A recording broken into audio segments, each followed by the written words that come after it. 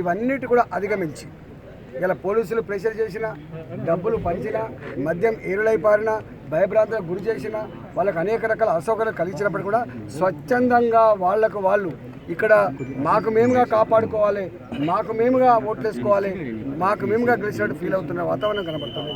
ఈ పరిస్థితి హుజరాబాద్లో ఎందుకు వచ్చిందని చెప్తారు? ఇట్లాంటి పరిస్థితి అంటే ఈటల రాజేందర్ గారిని అసెంబ్లీలో చూడొద్దు, వీళ్ళ ముఖం కనబడద్దని చెప్పి పంతం పడినటువంటి అందుకే తన సర్వశక్తి ఈ దేశ తన అనుభవాన్ని తన సంపదని, తన అధికార యంత్రాంగాన్ని, తనకున్న మొత్తం సర్వశక్తులు కూడా ఒడ్డి వీళ్ళని పొందబెట్టాలి అనేటువంటి ఒక ఏకైక దృక్పథంతో ఈ పంచాయతీ కనబడతాం. ఒకవైపు ఇంత పెద్ద మొత్తంలో ప్రలోభాలు కలుగుతున్నాయి, మీకు ఇంకా ప్రజలు మీరు నమ్ముతున్నా అంటున్నారు. అసలు ఏం నమ్మకం ప్రజలకు? అసలు ప్రజలు చాలా గొప్పోళ్ళు. విడికడే మంది నాయకులు ప్రలోభాలకు గురవుతుండొచ్చు, కానీ ప్రజలు ఎప్పుడు కూడా ప్రలోభాలు ఉన్నప్పటికీ కూడా మంచేందో చెడేందో తర్కించుకునే సత్తా ప్రజలకు మాత్రమే ఉంటుంది. వాళ్ళు అంతిమంగా ఇట్లాంటి సందర్భాలు ఇది అలా మొత్తం యంత్రాంగం అంతా కూడా ఏకపక్షంగా ప్రజల మీద దౌర్జన్యం చేస్తున్నప్పుడు ప్రజలందరూ ఏకోన్ముఖులై ఈ దౌర్జన్యాన్ని అరికట్టకపోతే రేపు సమాజం బానిసత్వంలో పోతున్న భయంలో ఉంటుంది. కాబట్టి ఇవాళ స్వచ్ఛందంగా, నిజాయితీగా, కమిట్మెంట్తో ప్రజలందరూ కూడా వాలంటరీగా ఇవాళ ఏమి ఇచ్చినా కూడా అవన్నీ పక్కకు నెట్టి ఇవాళ ఖచ్చితంగా ఆత్మగౌరవాన్ని గెలిపించుకోవాలి, ధర్మాన్ని గెలిపించుకోవాలని చెప్పి ముందుకు వచ్చింది.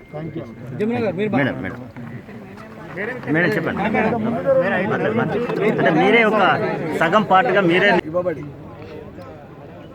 తన అధికార యంత్రాంగాన్ని పూర్తి స్థాయిలో ఒక్కొక్క కుటుంబాన్ని కౌన్సిలింగ్ చేసి, ఒక్కొక్క వ్యక్తిని కౌన్సిలింగ్ చేసి భయభ్రాంతులకు గురి చేసి, ఈ నియోజకవర్గంలో నువ్వు మనిషివై ఉంటే, నీవు ఓటరువై ఉంటే అధికార పార్టీకే ఓటు వేయాలంటే హుకుం జారీ చేయబడి ఎన్ని ఇబ్బందులు పెట్టిండ్రో ఇవాళ 6 నెలలుగా మౌనంగా ఈ హుజరాబాద్ ప్రజలు భరించింది. ఈ హుజరాబాద్లో ఏం జరుగుతుందో యావత్ తెలంగాణ ఉత్కంఠకు ఎదురు చూసింది. హుజరాబాద్ ప్రజానీకానికి సంఘీభావం ప్రకటించింది. దుబాయ్లో ఉన్న, అమెరికాలో ఉన్న, బొంబాయిలో ఉన్న, హైదరాబాద్లో ఉన్న చదువుకున్న బిడ్డలు, ఉద్యోగులంతా కూడా హుజరాబాద్లో ఏం జరుగుతుంది అని ప్రజలకి ఒక భరోసానిచ్చే ప్రయత్నం చేశారు. పిట్టకేలకి ఈరోజు వాళ్ళ ఆత్మను ఆవిష్కరించి, వాళ్ళ గుండెల్లో గూడు కట్టుకున్న బాధను, ఆవేశాన్ని, వాళ్ళ గుండెల్లో గూడు కట్టుకున్నటువంటి ప్రేమని ఈరోజు ఓటర్ రూపంలో ఆవిష్కరించి చేస్తున్నట్టు కనపడతా ఉంది. 7 గంటలకే ఎక్కడికక్కడ నేను కందుకుల పోయి వచ్చిన, ఉప్పులపల్లికి పోయి వచ్చిన, పెద్ద ఎత్తున ప్రజలు బారులు తీరి ఓట్లు వేస్తా ఉన్నారు.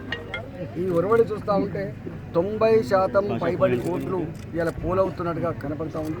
ఎక్కడికి వెళ్ళినా కూడా ఒకటే సంతోషాన్ని ప్రకటిస్తూనే తప్పకుండా ధర్మం విజయం సాధిస్తుంది బిడ్డ, నీ కష్టం ఫలిస్తుంది బిడ్డ అని చెప్పి వాళ్ళు చెప్తున్న తీరు తప్పకుండా ఇవాళ హుజరాబాద్లో చాలా గొప్పగా ప్రజలందరూ కూడా స్వచ్ఛందంగా ఓట్లలో పాల్గొని ఓట్లు వేయాల్సిందిగా వాళ్ళందరూ కూడా విజ్ఞప్తి చేస్తున్నారు. సార్, ఒక ఓటర్ని ప్రభావితం చేసే విధంగా అంటే గవర్నమెంట్ ఆఫీసర్లు, కారోబార్లు కూడా లైన్లో పోలింగ్ సెంటర్ వద్ద నిల్చుండి మరీ ప్రచారం చేస్తున్నారు. పోలీసులే స్వయంగా ఎస్కార్ట్ చేసి డబ్బులు తెచ్చారు, పోలీసులే వాళ్ళకి రక్షణ ఇచ్చి డబ్బులు పంచిచ్చారు, పోలీసులే ఎస్కార్ట్ పెట్టి లిక్కర్ బాటిల్ తెచ్చిచ్చారు, పోలీసులే లిక్కర్ పంచుతున్నటువంటి వాళ్ళ కార్యకర్తలు రక్షణ ఇచ్చారు.